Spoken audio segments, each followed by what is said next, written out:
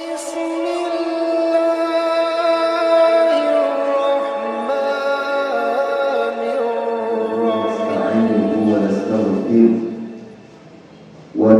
بالله من شرور أنفسنا ومن سيئات أعمالنا من يهده الله فلا مضل له ومن يضلل فلا هادي له أشهد أن لا إله إلا الله وحده لا شريك له وأشهد أن محمدا عبده ورسوله اللهم صل وسلم وبارك على نبينا محمد وعلى آله وصحبه أجمعين أما بعد قال الله تعالى في كتابه الكريم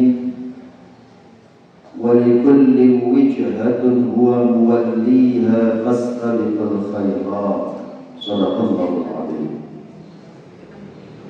Ibu-ibu jamaah sekalian rahmati Allah Subhanahu wa taala, yang pertama dan utama tentu kita senantiasa memanjatkan rasa syukur kita kepada Allah Subhanahu wa taala biqaulina alhamdulillahi rabbil alamin, atas segala limpahan nikmat dan karunia-Nya kepada kita semua, sehingga pagi hari ini kita bisa kembali hadir di majlis yang mulia dan penuh barokah ini dalam rangka insyaallah mempererat ikatan silaturahim di antara kita, dan tentu kita niatkan pula untuk thalabul ilm. Mudah-mudahan langkah kita ke majlis ini akan tercatat sebagai amal saleh yang dapat meringankan beban kita di hari kiamat nanti. Amin ya rabbal alamin. Selanjutnya salawat serta salam tidak akan pernah lupa kita sampaikan kepada uswah dan qudwah kita, panutan dan anutan kita, baginda Rasul Muhammad sallallahu alaihi wasallam beserta keluarganya, para sahabatnya, para penerus dakwahnya, dan kita semua sebagai umatnya. Mudah-mudahan kita semua termasuk umat beliau yang biidznillah akan mendapatkan syafaat dari beliau yaumil qiyamah nanti. Amin ya rabbal alamin. Ibu yang dirahmati Allah Subhanahu wa taala, tema kita pagi hari ini tentang bersegera dalam melakukan kebaikan. Ya.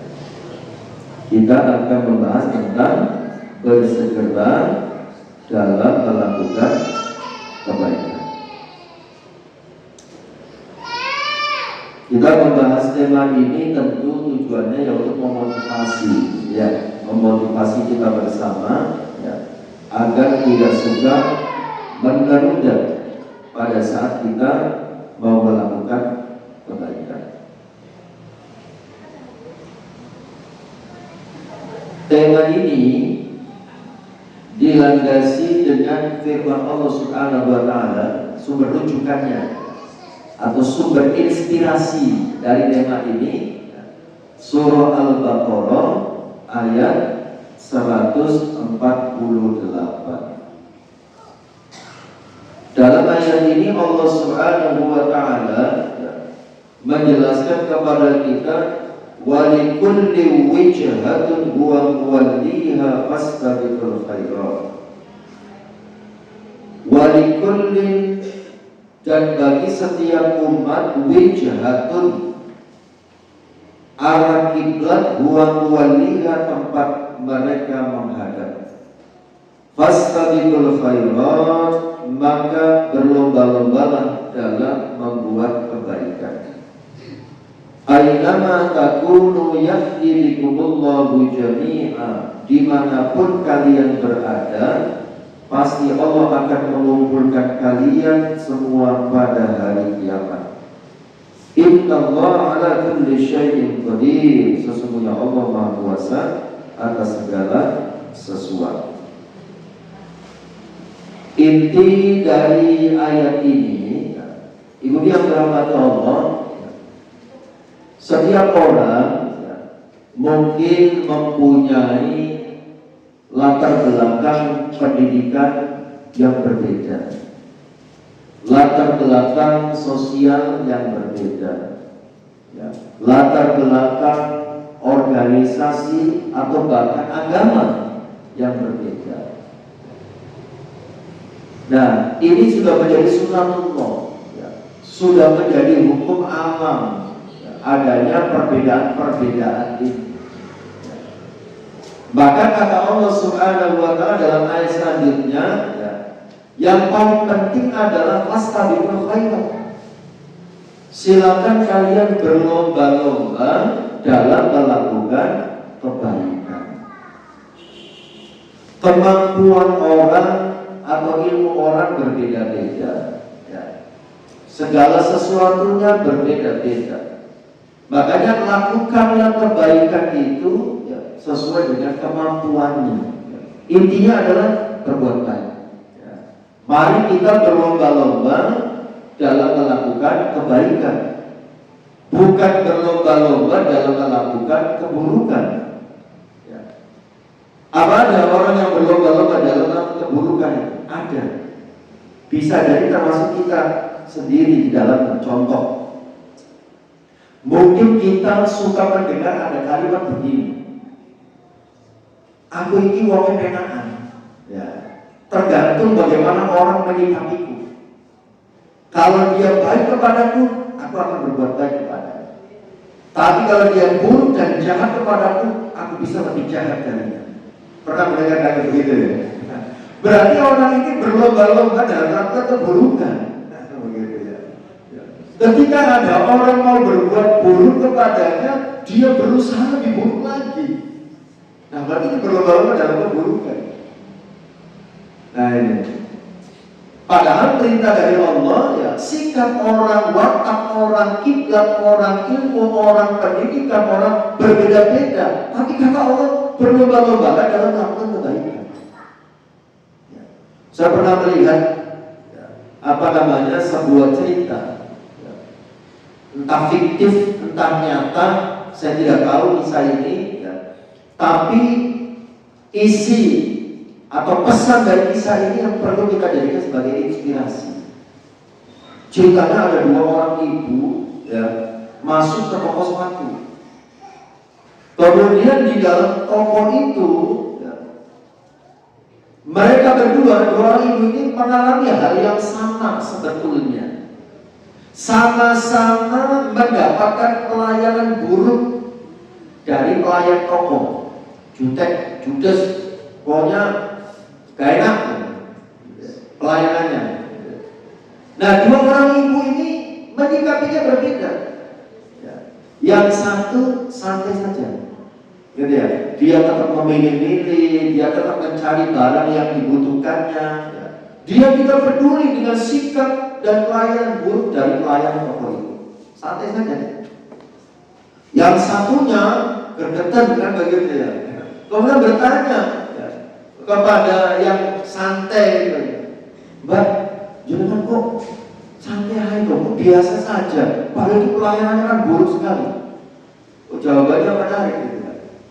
Saya tidak ingin apa yang saya ucapkan, apa yang saya lakukan, apa yang saya tunjukkan didikte oleh orang lain. Ya. Kenapa? Ya.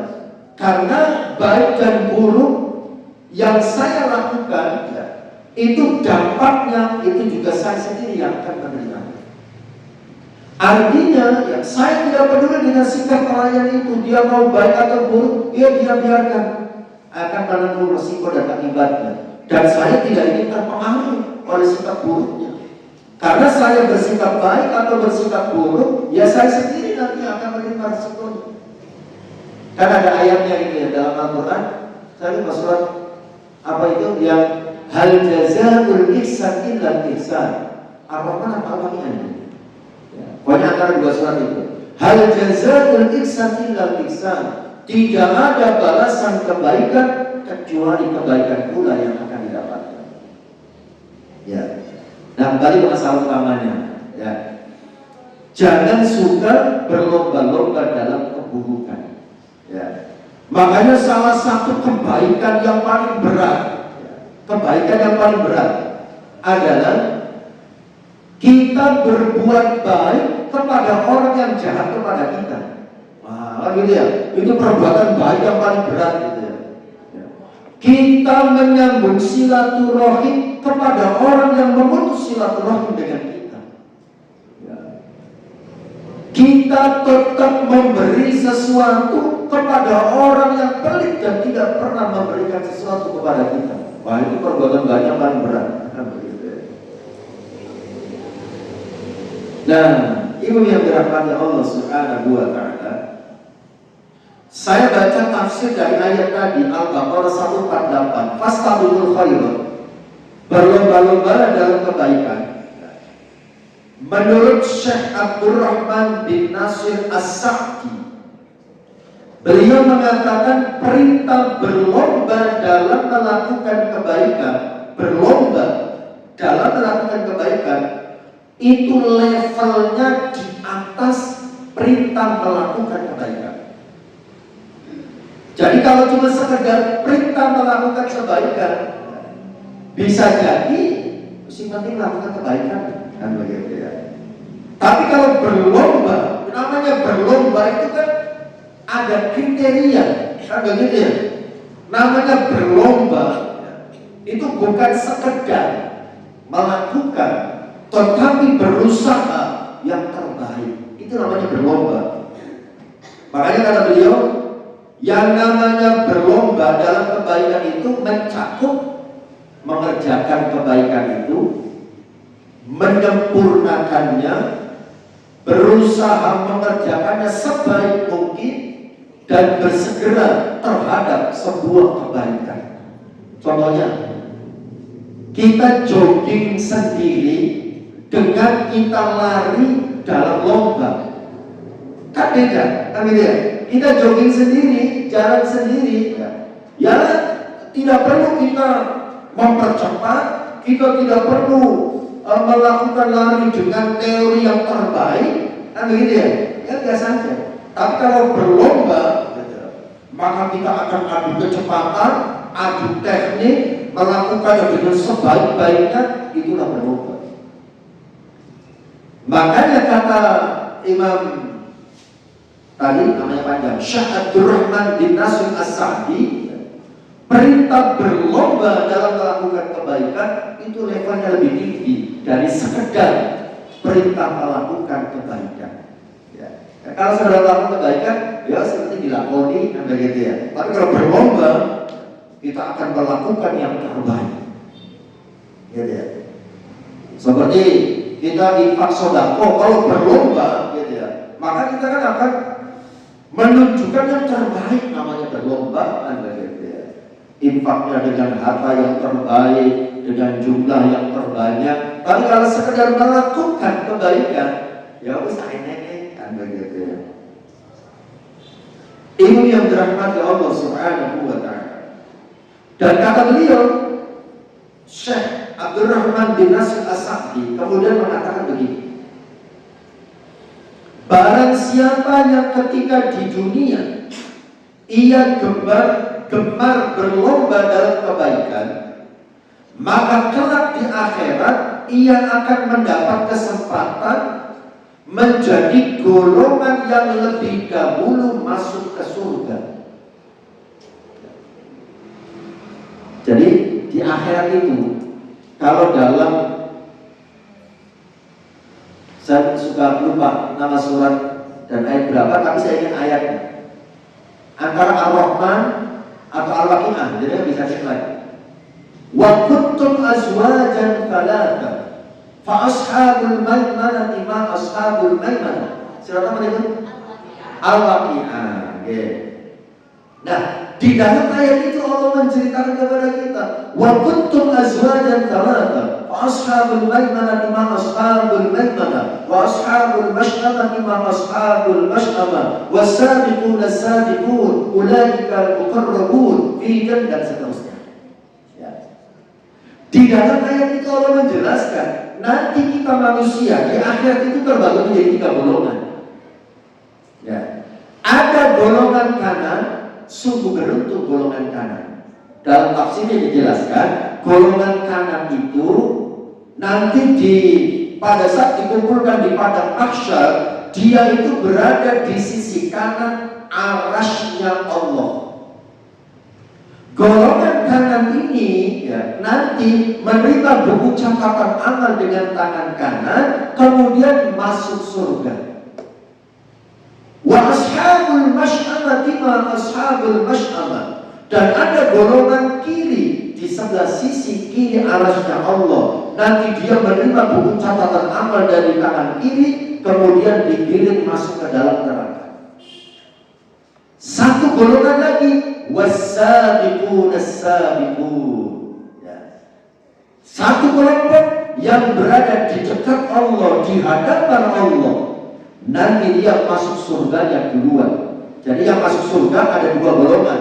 As-sabiqun as-sabiqun, posisi di depan, kemudian ashabul yamin, posisi sebelah kanan, kemudian satu kelompok masuk neraka, ashabus shimal. Nah, kaitannya dengan kita ini, materi kita pagi hari ini, orang yang bersegera dan berlomba-lomba dalam melakukan kebaikan, dia berpotensi masuk dalam kelompok as-sabiqun as-sabiqun yang berada di depan, masuk surganya duluan. Bersama dengan siapa? Ya, para nabi, gitu ya, wasyuhada wassalihin. Dengan para nabi, orang-orang yang benar imannya, orang-orang saleh dan seterusnya. Ya, jadi kata Syekh Abdurrahman bin Nasir As-Sa'di, ya, orang yang suka berlomba-lomba dalam melakukan kebaikan ketika di dunia, ya, maka dia berpeluang masuk dalam golongan orang yang masuk surganya duluan. Ya. Jadi jangan apalagi kita tidak hanya saksi-saksi, kita merasa, wah cukup kualitas, aku gak usah, gitu ya. Kan sudah ada sejarahnya, gitu ya. Kita tidak mengambil peran, kan gitu ya. Tidak mengambil bagian dalam kebaikan. Ya, seharusnya ketika ada kegiatan kebaikan bersama, gitu ya, kita harus mengambil peran di dalamnya. Tapi maaf, kita jangan sampai ketika pada berlomba-lomba dalam melakukan kebaikan, jangan sampai ada pikiran negatif dalam hati kita. Ini wong kok senengnya nyonyol-nyonyol, kan begitu ya? Bukan, kita tidak boleh begitu. Ya. Semua mencoba berpartisipasi dalam kebaikan, kan begitu ya? Tapi kita jangan sampai ada perasaan sekutu sama orang. Ini wong senengnya nyonyol-nyonyol, orang yang popong, nggak boleh. Semua harus mengambil peran, memang harus berlomba-lomba dalam kebaikan. Ayo Pak, apa yang bisa saya lakukan? Kita masih ingat dulu ketika membahas ihsan, berbuat baik. Orang itu kan dalam berbuat baik ada kalanya dengan ilmunya, ya. Aksennya ide. Bagaimana kalau kita kegiatannya begini saja? Kita dengan ilmu, dengan ide. Tidak punya ide, tidak punya ilmu, tapi punya uang. Aku nggak punya ide, butuh tapi aku punya kelebihan rezeki. Ayo, apa yang dibutuhkan? Nyanyo dengan uangnya. Atau ada yang tidak punya ide, tidak punya uang, tapi dia punya waktu dan tenaga. Saya nggak punya ide, saya nggak punya uang, tapi saya punya tenaga. Apa yang bisa saya kerjakan? Ya. Nggak punya ide atau ilmu, nggak punya uang, nggak punya waktu, nggak punya tenaga.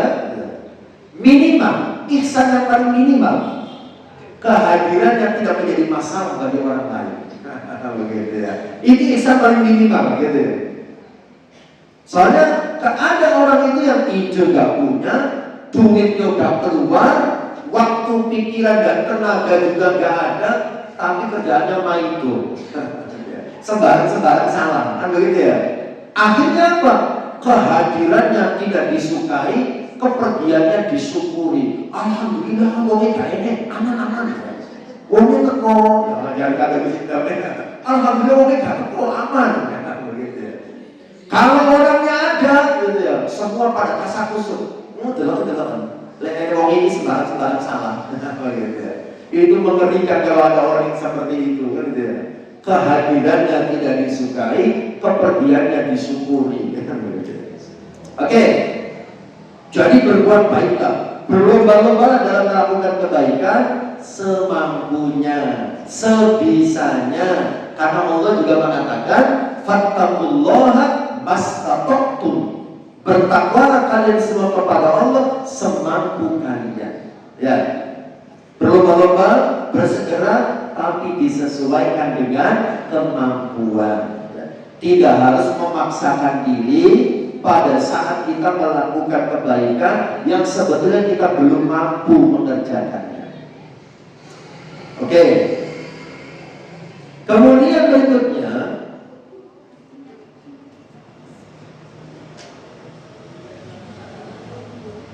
dalam hal bersegera melakukan kebaikan yang menjadi obsesi kita pada saat kita bersegera dalam melakukan kebaikan, yang menjadi obsesi kita, keinginan besar kita adalah, ini kata beliau, setiap perbuatan yang bisa mendekatkan diri kita kepada Allah.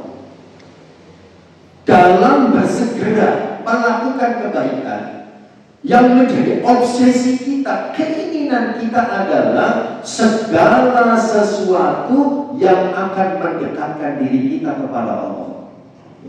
Jadi kita bersegera dalam kebaikan itu, kebaikan yang bagaimana? Kebaikan yang akan mendekatkan diri kita kepada Allah Subhanahu wa Ta'ala. Kemudian berikutnya, dengan bersegera melakukan kebaikan itu, kita berharap kita akan terbebas dari siksa api neraka. Obsesinya, keinginannya, ya, sesuatu yang akan mendekatkan diri kita kepada Allah dengan harapan kita terbebas dari siksa api neraka. Ibu yang dirahmati Allah Subhanahu wa Ta'ala. Nah, kemudian pada saat kita melakukan kebaikan, bersegera melakukan kebaikan, kita harus bisa membedakan yang mana kebaikan yang bersifat wajib, yang mana kebaikan yang bersifat sunnah atau anjuran. Jangan sampai kita salah prioritas. Ya. Jangan sampai kita bersegera melakukan kebaikan yang sifatnya sunnah, tetapi pada saat melakukan kewajiban, ya, justru kita bersantai atau bahkan meninggalkannya. Itu lebih berbahaya. Ya. Jadi tetap, ya, bersegera dalam melakukan kebaikan itu prioritasnya yang pertama yang wajib dulu. Berikutnya baru di bawahnya yang sunnah, ya. Yang sunnah sudah, yang mubah. Nah, kita jangan sampai yang mubah dulu dikedepankan, kan begitu ya. Sementara yang sunnah dan yang wajib diabaikan. Saya banyak melihat, memperhatikan orang yang lebih mengedepankan, bersemangat melakukan yang sunnah, tapi mengabaikan yang wajib. Nah, itu tidak boleh. Ya. Kenapa ada orang yang semangat melakukan yang sunnah tapi mengabaikan yang wajib? Ya, memang salah satu penyebabnya begini. Para ulama, ya, di dalam memberikan motivasi kepada kita untuk melakukan kebaikan, memang lebih banyak menceritakan keutamaan ibadah sunnah. Ya kan? Ya, keutamaan sholat duha, keutamaan sholat tahajud, keutamaan sholat witir, keutamaan sholat qobliyah ba'diyah, keutamaan ibadah-ibadah sunnah. Ya. Kita jarang, ya kan, mendengar penjelasan tentang keutamaan sholat wajib. Ya.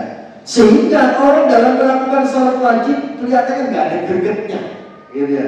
Ya biasa saja, gitu ya.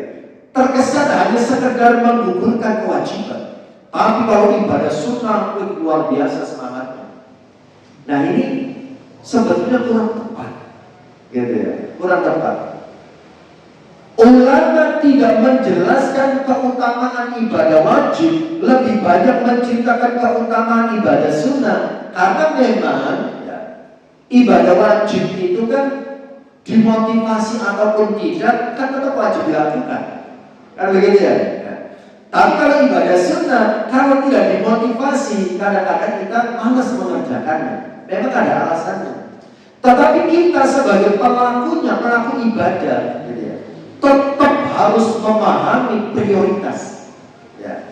Bahwa ibadah wajib itu harus tetap menjadi prioritas utama.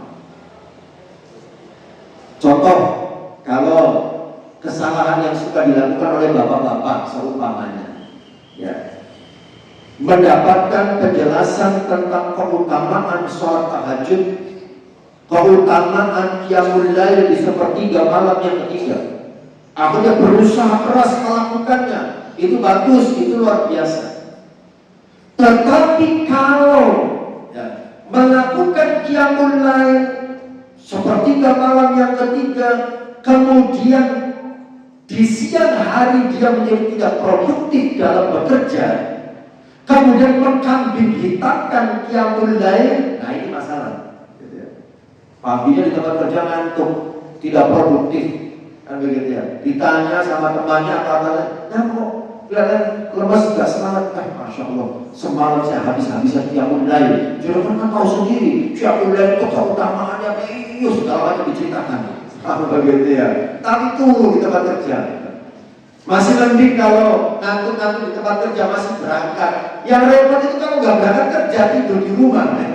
Diserang bojone jawab kan dia, Bu, sampai apa nggak tahu tadi malam saya bagaimana?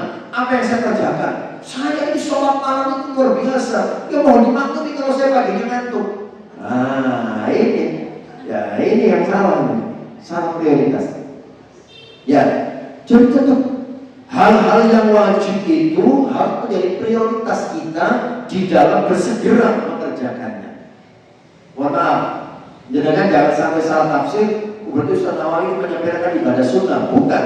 Begitu ya. Jangan sampai ada kesalahan pemahaman begitu. Ya tetap utama dan kita harus mengerjakannya, ya gitu ya. Tetapi ya begitu, ketika ada benturan yang harus dijadikan prioritas, harus memilih, maka pilihlah yang wajib terlebih dahulu, setelah itu baru yang sunnah.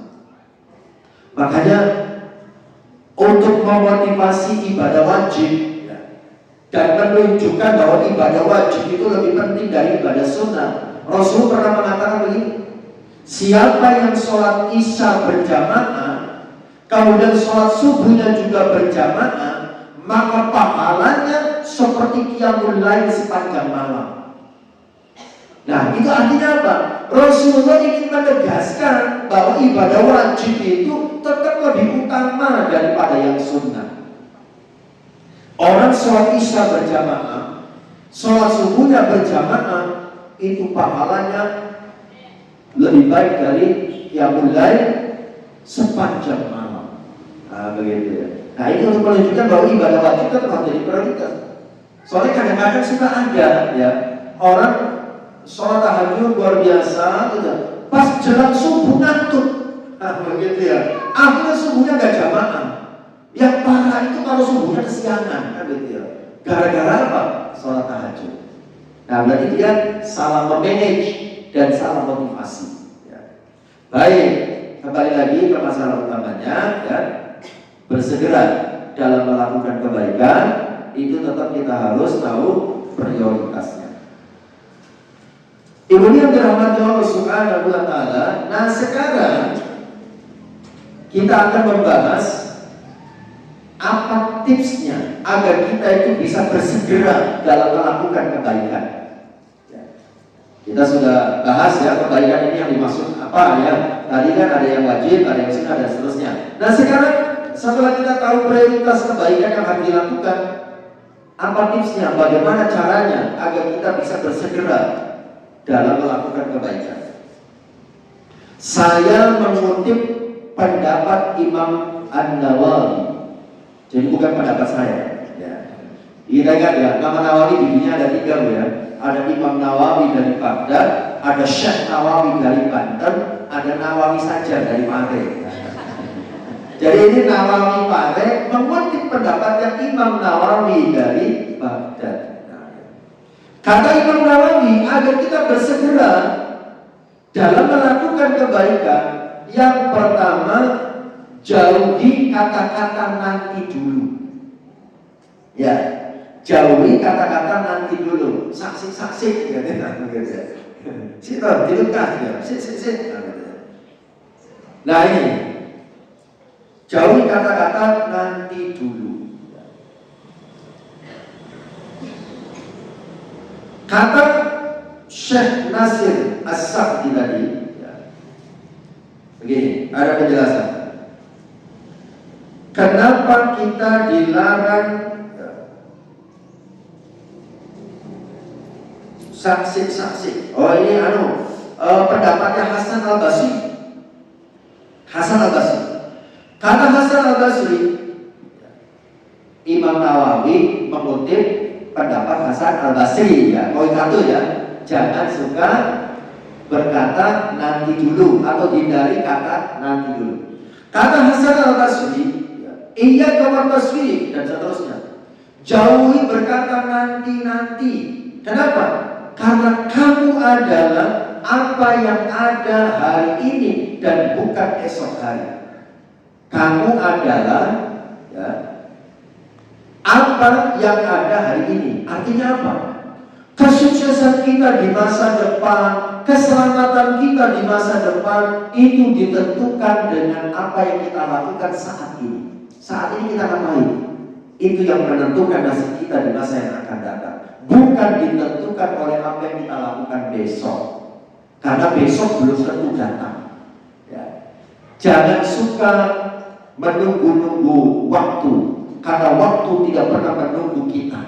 Ya. Waktu yang berlalu tak akan pernah bisa kembali. Ya. Jadi jangan suka berkata nanti dulu. Kita adalah apa yang ada pada hari ini, bukan apa yang ada besok. Hari ini kita ngapain, itu yang akan menentukan nasib kita ke depan. Ya, jadi jangan suka menunggu-nunggu ya, waktu, jangan suka berkata nanti dulu. Makanya Rasulullah SAW mengatakan dalam sebuah hadis dari Imam Muslim, katakan Nabi, ihris ala ma yanfa'uka. Ihris, bersemangatlah kamu ala ma yanfa'uka, dalam menggapai hal yang bermanfaat untukmu. Bersemangatlah kamu dalam menggapai sesuatu yang bermanfaat bagimu. Kemudian ada perkataan ulama mengatakan begini, agar kita tidak suka menunda-nunda ya, dengan menghindari kata-kata saksi-saksi.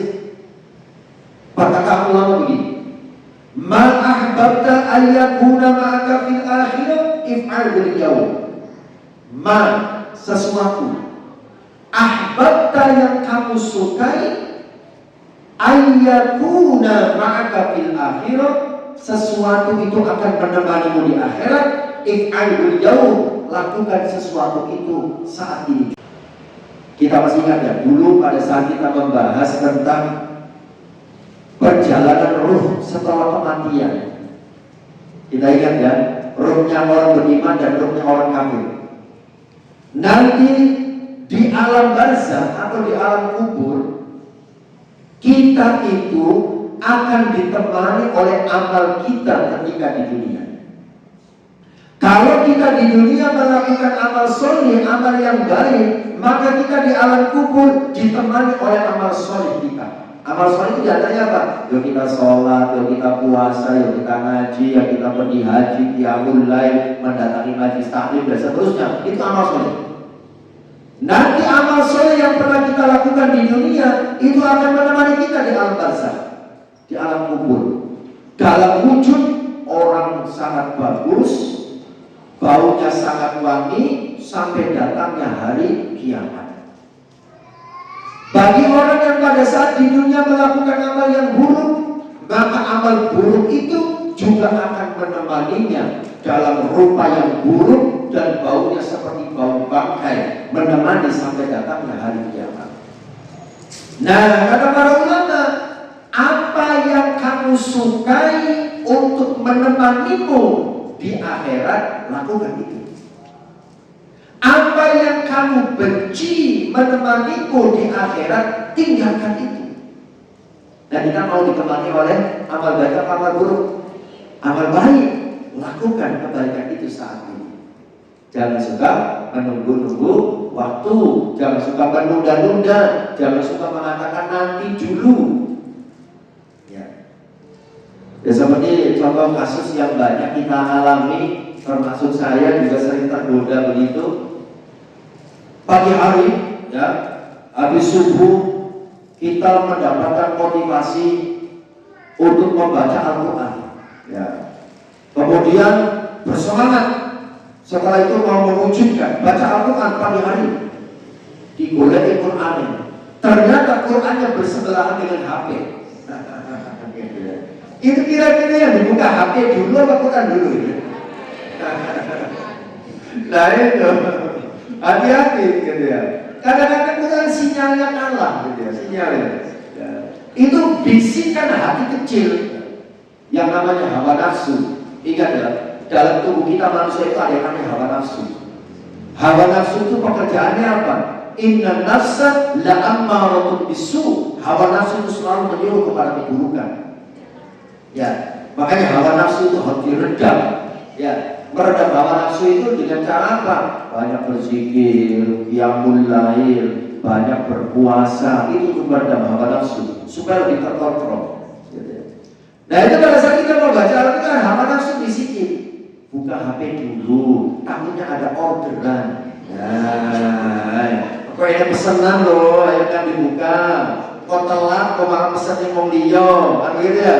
Nesu, awakmu bersedih, menyesal, gara-gara telat buka HP. Itu bisikan hati kecil begitu. Apa jauh tak buka sih? Begitu ya. Setelah buka HP, ternyata banyak sekali pesan yang masuk. Penasaran, ini orderan mau buka kan gitu ya? Dibuka dulu, takutnya orderan kan begitu ya. Oh, perlu dibuka semua. Sementara jenengan grupnya banyak, kan gitu ya? Ada grup alumni SD, alumni SMP, alumni SMA, grup kuliah, grup arisan, grup senam, grup pengajian, grup RT, iya segala macam grup. Dibukai semua. Belum juga selesai buka HP, boro-boro buka Al-Quran. HP saja belum selesai dibuka, anaknya sudah mengingatkan, Bu sarapan, astagfirullah, Bu masak. Nah itu ujian di pagi hari. Nah begitu. Jadi hati-hati ya. Kerjakan sesuatu yang kita inginkan untuk menemani kita di akhirat. Ya, kita pengen ditemani oleh apa di akhirat. Ya. Ibu yang dirahmati Allah, mungkin jenengan sudah melihat, karena baru beberapa hari ini saya melihatnya ada video yang viral. Ari Untung berpodcast dengan seorang ustadz ya, yang sempat mati kemudian hidup lagi. Ya, jangan lihat videonya ya. Wah itu kan harus menjadi pelajaran betul buat kita, bahwa sakaratul maut itu betul adanya, dan sakaratul maut itu betul-betul menyakitkan, dan yang namanya amal itu betul-betul dibutuhkan. Salah satu poin yang saya lihat dalam video itu, yang saya juga pernah menceritakan kalau kita membahas tentang bab muraqabatullah. Ya, bab muraqabatullah. Itu jadi nanti pada saat kita sakaratul maut, itu kita akan dibukakan, diperlihatkan seperti film. Ya, dalam video itu Ustaz itu juga bercerita. Ternyata apa yang saya pelajari di dalam kitab-kitab itu betul adanya. Ustaz ini membuktikan yang pernah mati kemudian hidup lagi. Jadi pada saat kita sakaratul maut itu seperti dibuka film perjalanan hidup kita, perbuatan baik apa saja yang pernah kita lakukan, kemudian perbuatan buruk apa saja yang pernah kita lakukan, diperlihatkan semua. Setelah itu kita semua menyesal kenapa tidak lebih banyak kebaikan yang dilakukan, menyesal kenapa belum sempat bertobat dari dosa-dosa yang dikerjakan. Kemudian pada saat itu salah satu yang disesali apa? Ustaz itu bercerita, yang salah satu yang disesali adalah belum sempat berinfak bersedekah. Ya. Makanya pada saat itu yang ada dalam pikiran adalah harta yang masih tersisa itu apa? Ini segera secepatnya bersedekahkannya. Itu kan ada di dalam Al-Quran, surat Al-Munafikun ayat 10 dan ayat 11. Amalan yang paling disesali oleh kita saat sakaratul maut adalah belum sempat bersedekah. Gitu ya. Baik, kembali lagi ke masalah utamanya. Jadi poin 1, ya, menurut Imam Nawawi, ya, jauhi kata-kata nanti dulu, ya. Dan itu juga sesuai dengan apa yang dikatakan oleh Hasan Al-Basri. Jangan suka nanti dulu, saksi-saksi, kan gitu ya. Karena itu biasanya nggak jadi, gitu ya. Kata-kata nanti dulu biasanya berubah menjadi tidak jadi. Dan itu dicontohkan, bersegera, tidak menunda kebaikan. Dicontohkan oleh Kanjeng Nabi dalam hadis yang sangat panjang yang diriwayatkan oleh Imam Bukhari, sumbernya dari Uqbah bin Haris. Ini kayaknya kalau kita niru Kanjeng Nabi persis seperti yang ada dalam hadis ini, kecil kemungkinan, berat bagi kita. Kita bisa menirunya dalam bentuk yang lain. Apa yang dicontohkan oleh Kanjeng Nabi? Jadi Uqbah bin Haris bercerita. Pada satu ketika beliau ikut sholat asar dengan Kanjeng Nabi, sholat jamaah.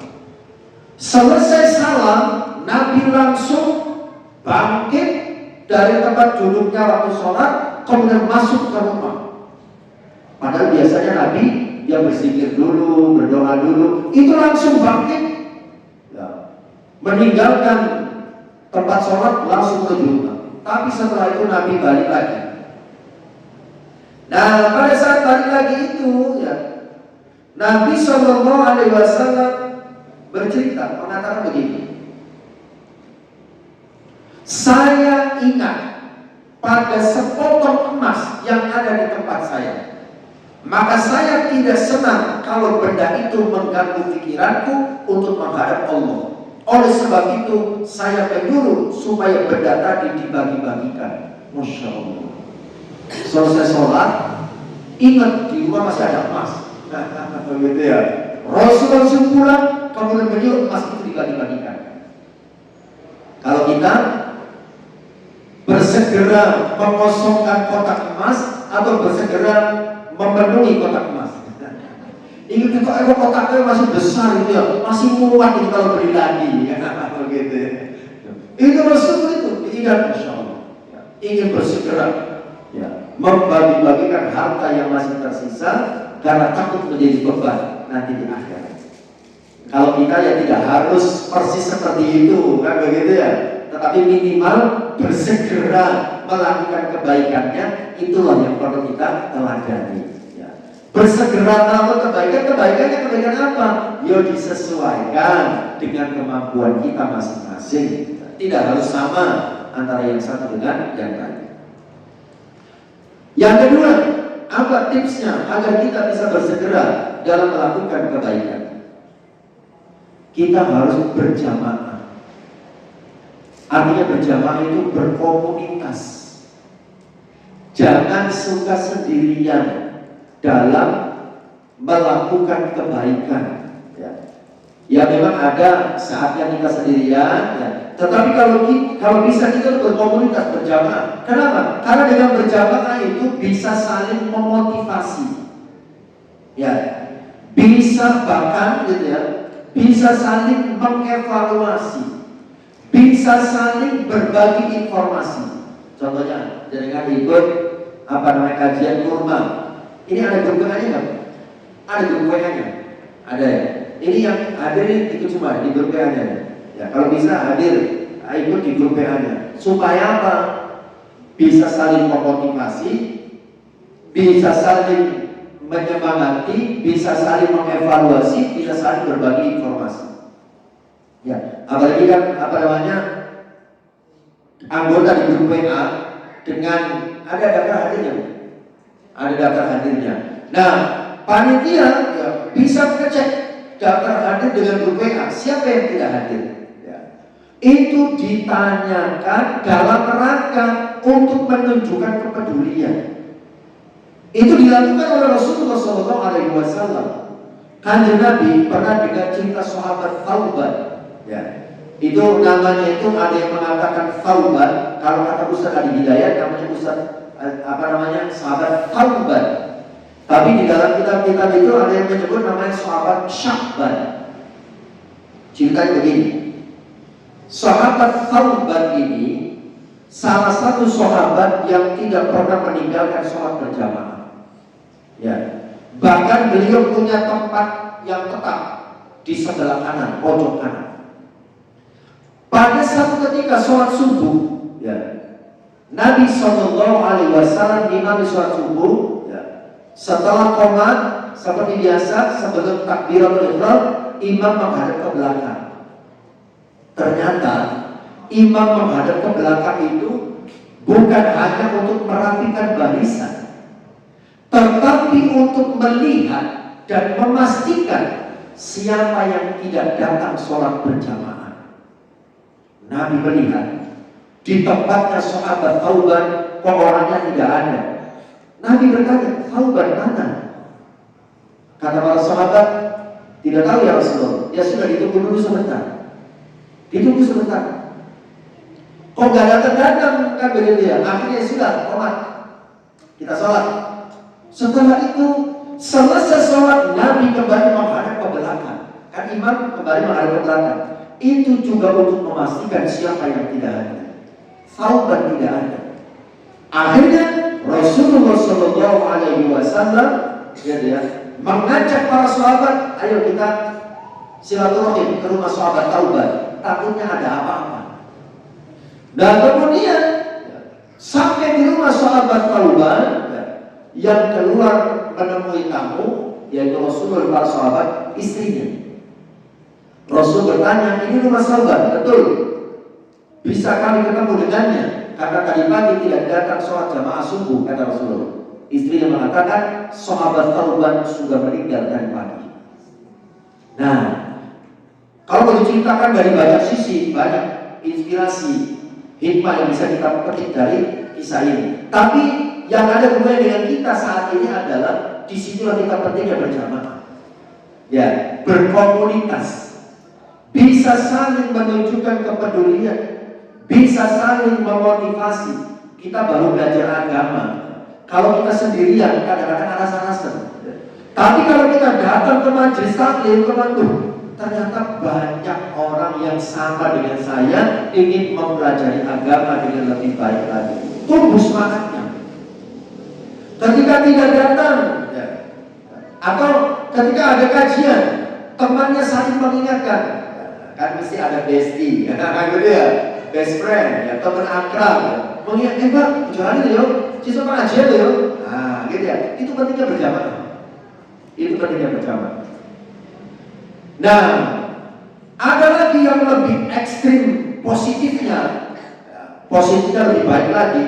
Itu kalau kita berjamaah, berkomunitas, ya, dibuat dengan kelompok-kelompok kecil. Nah, tadi dengan sampaikan itu halakoh, gitu ya, kelompok-kelompok kecil. Di samping kelompok besar seperti ini, bikin kelompok-kelompok kecil. Ya.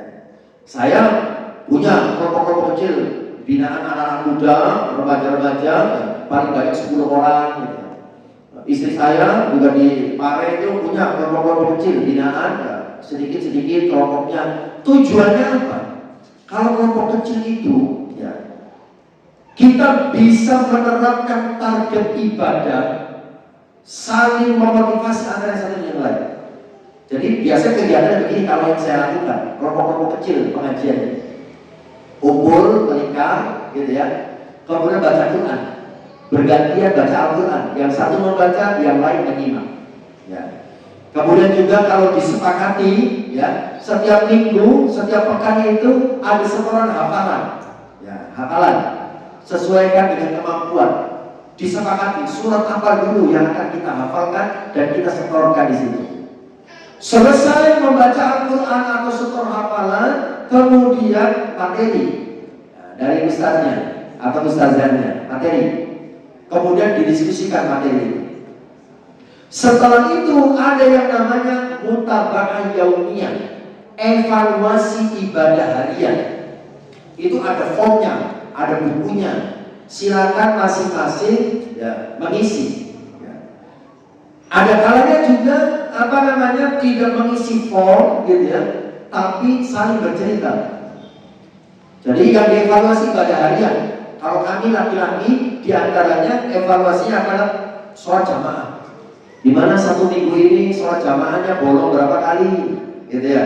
Kemudian apalagi yang dievaluasi? Sholat tahajud. Satu minggu ini berapa kali sholat tahajud? Satu minggu ini berapa kali sholat duha? Satu minggu ini berapa juz baca Al-Quran? Satu minggu ini berapa kali dan kemana saja silaturahim? Satu minggu ini berapa kali puasa sunnah? Nah itu. Jadi saling memotivasi, bukan saling pamer, tujuannya bukan, tapi saling memotivasi.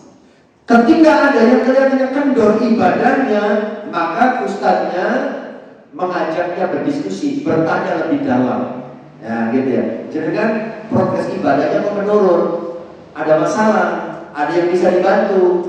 Kita ini sudah seperti saudara, ceritakan saja. Jadi ada mutaba'ah yaumiyah, evaluasi ibadah harian, dan ada yang namanya mutaba'ah ailiyah, evaluasi keluarga. Gimana istrinya, gimana anaknya, sehat semua, apa ada yang sedang sakit, ada yang bisa dibantu, dan seterusnya dan seterusnya. Itu hal atau kelompok-kelompok kecil, gitu ya. Di samping saling memotivasi dalam melakukan kebaikan, juga bisa saling menumbuhkan kepedulian dalam persaudaraan. Baik, kembali ke masalah utamanya. Supaya kita bersegera dalam melakukan kebaikan berjamaah, ya, supaya kita termotivasi. Ya. Ternyata yang ngaji tidak saya sendiri, ternyata yang rajin ibadah tidak saya sendiri, banyak yang lain. Yang ketiga, agar kita bersegera dalam melakukan kebaikan itu, ya, kita harus melakukan kebaikan dilandasi dengan ilmu. Melakukan kebaikan dilandasi dengan ilmu. Ilmu tentang apa? Yang pertama, ilmu tentang tata cara melakukan ibadah tersebut. Kita kalau tidak tahu bagaimana cara melakukan satu kebaikan, gitu ya, kan kita akhirnya rasa, jangan kok gak ikut-ikut, gak ikut itu, aku gak iso, aku gak ngerti. Nah, kan begitu ya. Karena belum tahu ilmunya, akhirnya tidak bersegera mengambil peran dalam kebaikan. Aku gak iso, aku belum ngerti. Nah makanya biar kita bersegera dalam melakukan kebaikan, kita harus ada tahu ilmunya. Pertama, ilmu tentang tata cara melakukan kebaikan itu.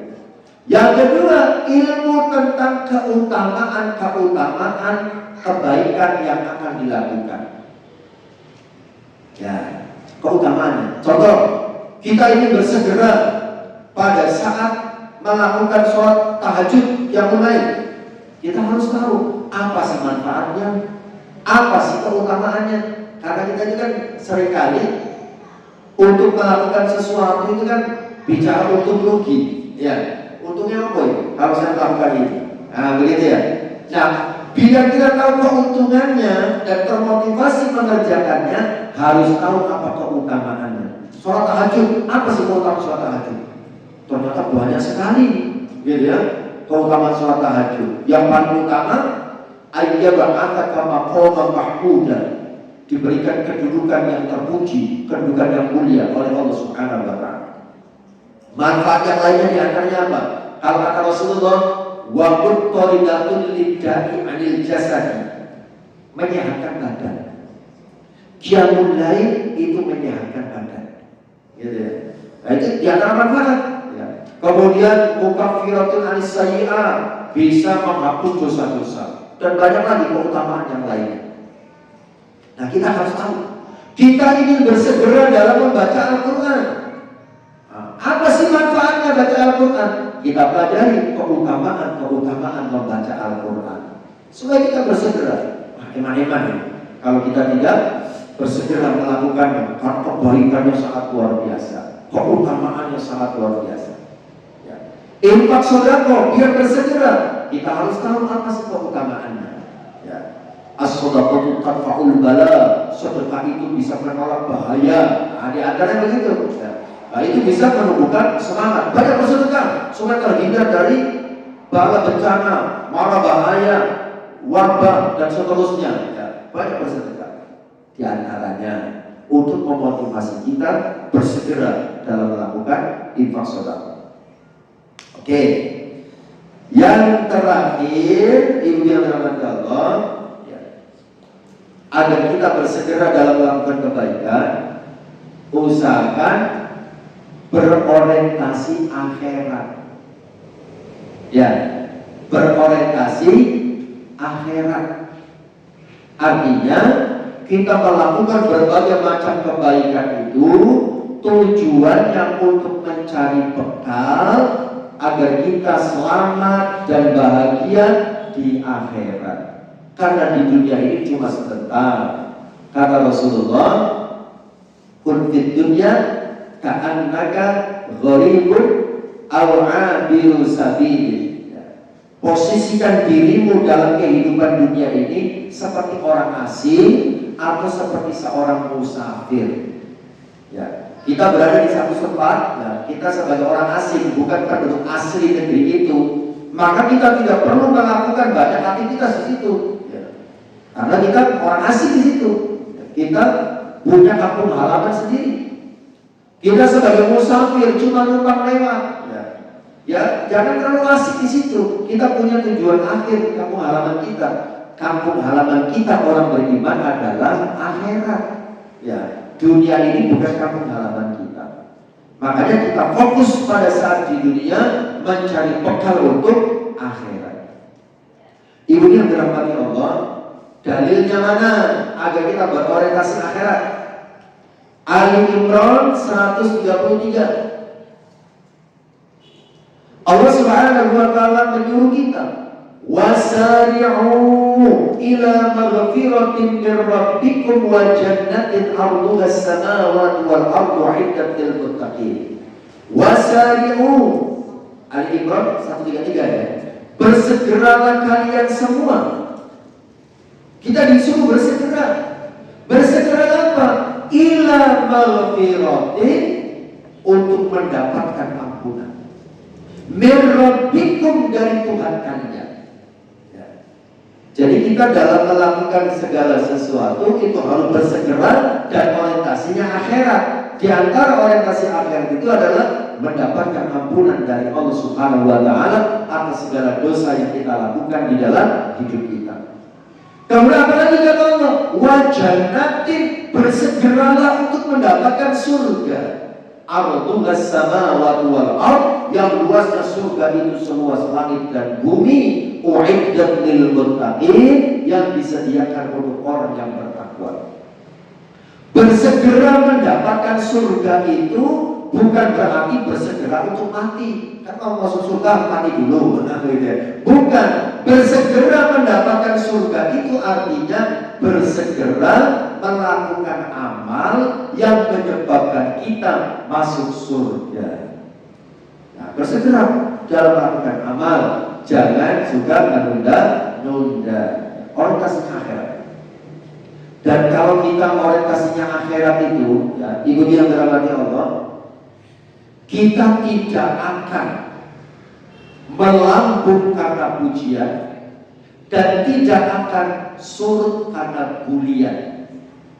Dalam melakukan kebaikan, ya, standar kita adalah tidak melanggar hukum syariat, tidak melanggar hukum pemerintah, tidak melanggar etika sosial, tidak merugikan orang lain, dan ada manfaatnya untuk kita. Tidak melanggar hukum agama, tidak melanggar hukum negara, tidak melanggar etika kepatutan di masyarakat atau etika sosial, tidak merugikan orang lain, dan ada manfaatnya. Sudah, jalan. Kita tidak akan peduli, ya, omongan orang, ya. Karena kerjaan manusia terhadap perbuatan kita itu cuma dua. Kalau dia senang dengan kita, dia akan memuji. Kalau dia tidak suka dengan kita, dia akan mencela. Sebaik apapun kita, kalau dia tidak suka, pasti dia akan mencela. Itu kerjaan orang terhadap kita. Ya, makanya standar kita tadi itu, Yang penting yang kita lakukan, kebaikan yang kita kerjakan itu tidak melanggar hukum Allah, tidak melanggar hukum negara, tidak melanggar etika sosial, tidak merugikan orang lain, dan ada manfaatnya. Kan kita masih ingat ya, kalau kita selalu mendengarkan omongan orang itu gak ada benernya. Ingat cerita ayah dan anak dan seekor keledai. Nah, kan itu sangat terkenal misalnya. Awalnya kata bapaknya, kamu yang naik. Ya, jangan Pak, bapak aja. Ya udah, bapaknya naik, ketemu orang, dikomentari. Ya, ini bapak kok nggak punya rasa kasihan sama anak. Enak-enakan naik di atas keledai, anaknya suruh nuntut. Tuh karena bapak bilang juga apa, salah kan? Ya wis, kamu yang naik, anaknya naik. Lewat lagi ketemu orang, dikomentari lagi. Anak zaman sekarang gak punya tata krama, enak-enakan naik di atas kendaraan, bapaknya disuruh nuntut. Nah, salah lagi. Ya udah, kita naiki sama-sama. Dinaiki sama-sama, lewat lagi ketemu orang. Ini bapak sama anak tidak punya rasa pri kebinatangan. Keledai itu kan kecil, kok dinaiki rame-rame, kok gak kasihan. Oh, salah lagi. Akhirnya dituntun, ya sudah dituntun aja. Dituntun, ketemu lagi sama orang, dikomentari lagi. Ini bapak anak gak ada yang punya akal, gak sehat nih pikiran. Dikasih rezeki punya kendaraan, kok gak dinaiki. Nah, salah lagi. Gak ada benarnya kalau kita ngikuti omongan orang. Ya. Jadi jangan pedulikan. Yang penting 5 hal tadi standarnya. Tidak melanggar syariat, tidak melanggar undang-undang negara, tidak melanggar etika sosial, tidak merugikan orang lain, dan ada manfaatnya. Go, sudah jalan saja. Ya. Jangan pedulikan ya komentar orang. Tidak melambung karena pujian, tidak surut karena bulian. Itu kalau kita melakukan kebaikan, orientasinya akhirat. Saya rajin begini karena saya pengen masuk surga. Saya tidak peduli dengan apa yang orang ucapkan. Dari ibu yang dirahmati Allah, jangan salah ya. Sekalipun kita orientasinya akhirat, insya Allah dunia itu akan mengikuti. Ya. Ketika kita melakukan kebaikan, orientasinya pahala dari Allah, ridho dari Allah, surga dari Allah, ya, insya Allah balasan dunia akan mengikuti. Ya. Hal jazaa'ul ihsan illa ihsan. Tidak ada balasan kebaikan kecuali kebaikan pula yang kita dapatkan. Jadi pada saat kita berbuat baik kepada orang lain, itu pada hakikatnya kita sedang berbuat baik kepada diri kita sendiri. Ya. Kita berbuat baik, balasannya kebaikan.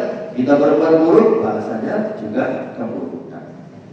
Baik, ibu yang dirahmati Allah, saya kira itu yang bisa disampaikan. Ya, ada 4 tips agar kita bisa bersegera dalam melakukan kebaikan. Pertama, jauhi kata-kata nanti atau bahasa lainnya, jangan suka menunda-nunda, jangan suka menunggu waktu. Yang kedua, berjamaah, berkomunitas, gitu ya, supaya bisa saling memotivasi, bisa saling mengevaluasi, bisa saling berbagi informasi. Ya.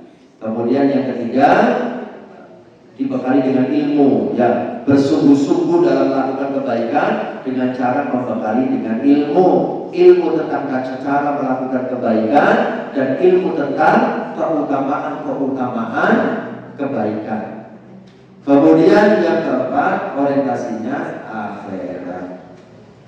Baik, sampai di sini ada hal yang mau didiskusikan, mau dipersilakan. Kalau tidak ada kuis. Nah, ini ada 1 hadiah buat yang beruntung.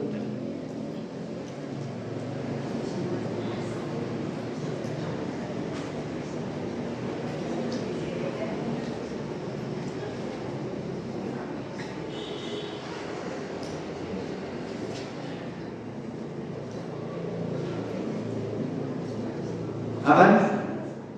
Baik, sekarang saya yang bertanya. Ya, 1 hadiah menunggu Anda. Menunggu hadirin.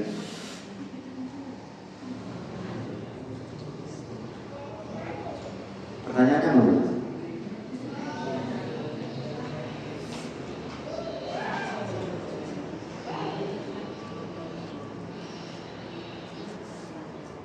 Ini tidak ada di sini.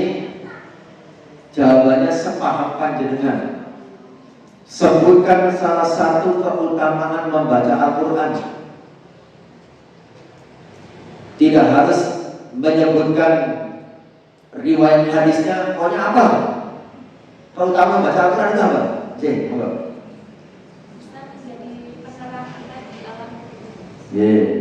Ada lagi? Ya, sudah. Karena hadir cuma satu ya. Ya, hadir cuma satu ya. Ya, bacaan Al-Quran kita itu bisa menerangi alam kubur kita. Ya, itu salah satu keutamaan membaca Al-Quran. Di samping keutamaan yang lainnya. Atau ada hadiah lagi? Satu aja. Oke. Baik, saya kira ini saja yang bisa disampaikan. Mudah-mudahan ada manfaatnya.